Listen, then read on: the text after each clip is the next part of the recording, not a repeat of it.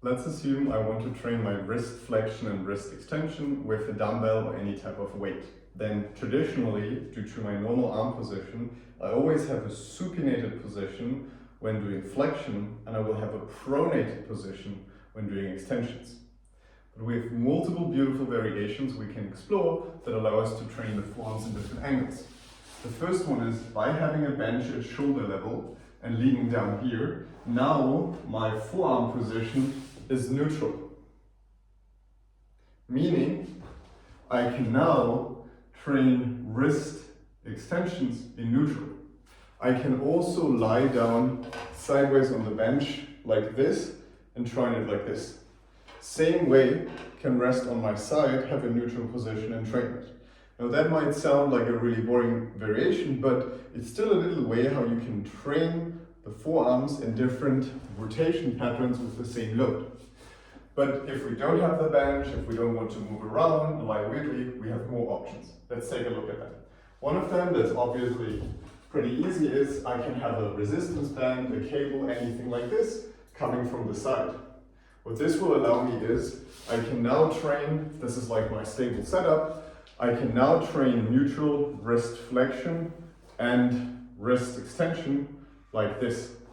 But it goes one step further than that, because if any type of cable machine or height attachment of any kind, I'm going to simply use this one here. Then imagine this is a cable, a resistance band, anything.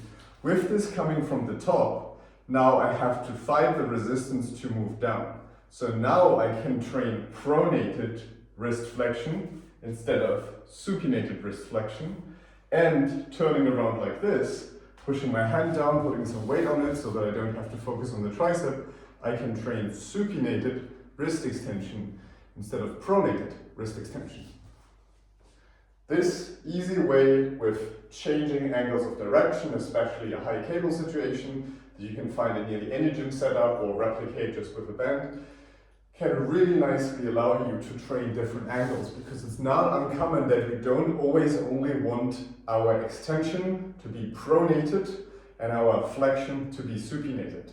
In many sports contexts, we also want strong flexion in this position, and the solution that I have seen of someone going like, okay, I can go like this and now train it, which you can theoretically do, but it's by far not as nice, and holding it behind your body only gives you the contracted position. That's not really feasible. This is a super stable setup. I can lean onto it and train really heavy wrist flexion in a pronated position and wrist extension in a supinated position, or use my sideways cable setup. Now, why you want to use that, you will learn in other lessons, but this is how you can accomplish that.